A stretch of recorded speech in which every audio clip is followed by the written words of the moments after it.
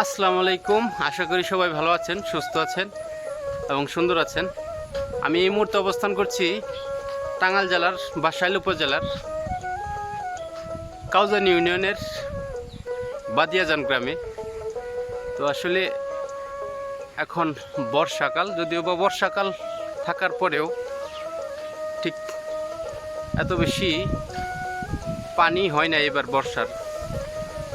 তবে এখনো পর্যন্ত বলা যাচ্ছে না যে কখন পানি চলে আসে। তো তুলনামূলকভাবে অন্যান্য বর্ষার তুলনায় এই বর্ষায় পানি অনেকটাই কম। আসলে বর্ষার দিনে নিচু এলাকার মানুষের জীবনযাত্রা, তাদের দৈনন্দিন চলাফেরা কেমন হয় সেটা ফুটিয়ে তোলার চেষ্টা করব আমি এই ভিডিওর মাধ্যমে। আকাশে ঘন কালো মেঘ, প্রচণ্ড বিকেলবেলা। আপনাদের যদি আমি এই মুহূর্তে আমার ঠিক চারপাশের ভিউ আপনারা যদি লক্ষ্য করেন তাহলে দেখবেন যে এক অভূতপূর্ব সৌন্দর্যের সাক্ষী। আমি ঠিক যে জায়গায় অবস্থান করছি, রাস্তাটি হচ্ছে কাউজান ইউনিয়ন থেকে ফুলকি ইউনিয়ন যাওয়ার এই রাস্তাটির দুই ধারেই পানি।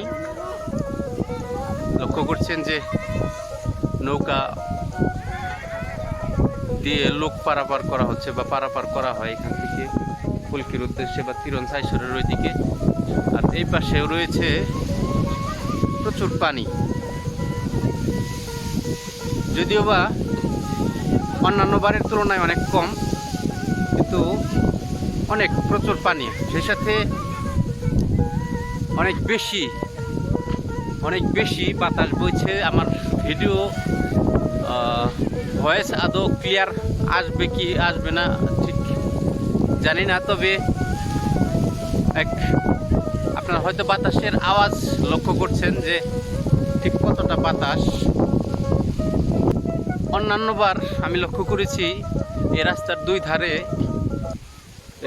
দুই ধারে এরকমভাবে মাচাল পেতে জাল তৈরি করে সেখানে জাল ফেলা হয়, কিন্তু এবার এখনো অবধি পর্যন্ত জাল ফেলানোর মতো আসলে পানি হয় নাই। যাই আসছে পানি অল্প পানি আসছে, কিন্তু মাছও ঠিক ততটা হয় না। আমরা জানি যে যত বেশি পানি হয় ঠিক তত বেশি মাছও আর কি, মানুষের অনেক নিচু এলাকায় অনেক পুকুর ডুবে সেই মাছ কিন্তু পুকুর থেকে বেরিয়ে যায়। তো নিচু এলাকায় যারা কি বলে ওইটা আমন ধান চাষ করে, বোরো ধান না কি বলে জানি, সেটা বোরো ধান মেবি, ওই পানির মধ্যে যেটা হয়ে থাকে সেটা কিন্তু এবার ফলন খুবই কম হবে। কারণ এই জায়গাটা একটু নিচা বিধায় এখানে কিছু পানি আছে বা এই পাশেও পানি আছে, অনেক জায়গায় পানি এখনো ওঠেই নাই এবং কি সেই ধান আর আদৌ হবে না। এমন সৌন্দর্য আসলে বাসাইল উপজেলার বাসুলিয়া এবং নিকলি হাওর বা সাজেক ওদিকে কোথাও গেলে ঠিক এরকম সৌন্দর্য উপলব্ধি করার মতো বা উপলব্ধি করা যায়, এরকম সৌন্দর্যের সাক্ষী হওয়া যায়। গতকালকে আমি আপনাদের এই আরজালের কথা বলেছিলাম যে এই আরজাল এখানে যিনি ফেলেছেন উনি মাছ ধরছিলেন, ছোট ছোট দেশি মাছ, দেখতে অনেক সুন্দর লাগছিল। ঠিক এরকম